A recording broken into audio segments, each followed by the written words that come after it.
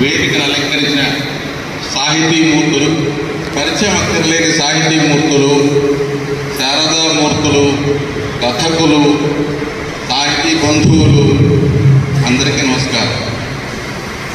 ఈరోజు కార్యక్రమానికి పెళ్ళికొడుకు మన పాలగిరి గారికి శుభాకాంక్షలు. తర్వాత కథ పాలగిరికి కథనం, మాటలు, పాటలు,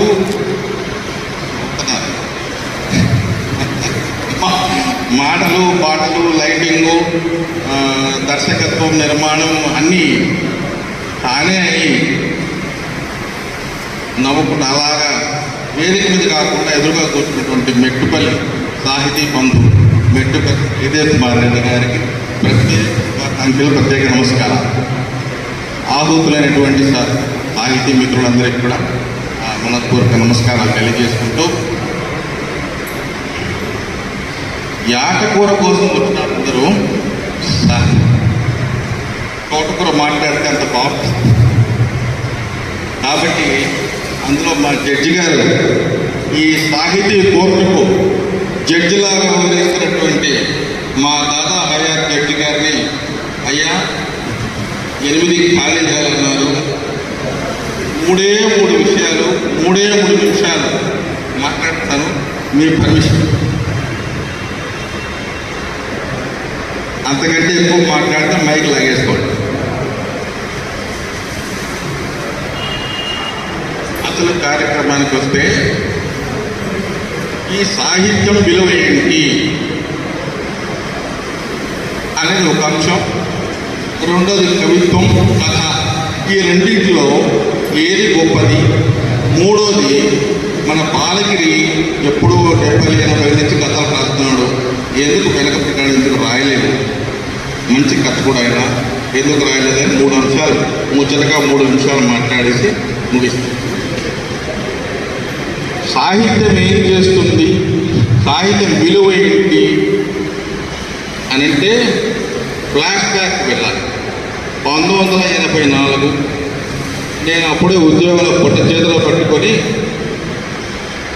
కూడూరని విశాఖపట్నం జిల్లా నర్సీపట్నం తాలూకా కూడూరు అనే ఒక కుగ్రామం, 250 ఇళ్ళు ఉన్న కుగ్రామంలో మా హెడ్ ఆఫీస్, మా బ్యాంక్ అక్కడ శాఖ పెట్టారు. అక్కడికి మనం జులపాలు జుట్టేసుకొని కైట్ లాకర్స్ పెట్టుకొని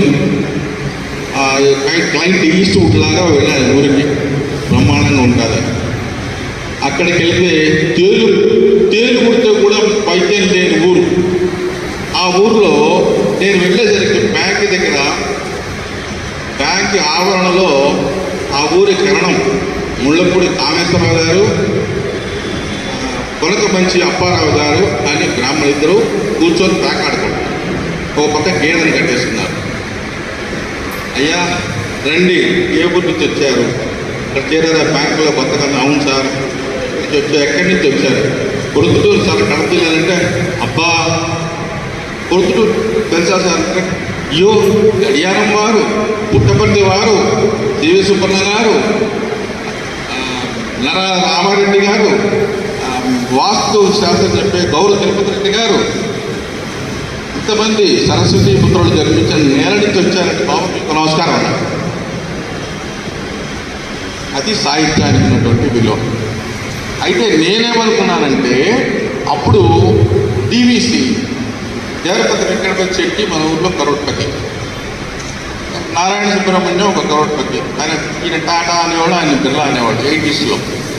అక్కడ కూడా వీళ్ళు తెలిసి ఉంటారేమో టాటా బిర్లాల గురించి అడగరా అంటే that's what, there is no entry for లక్ష్మక్క,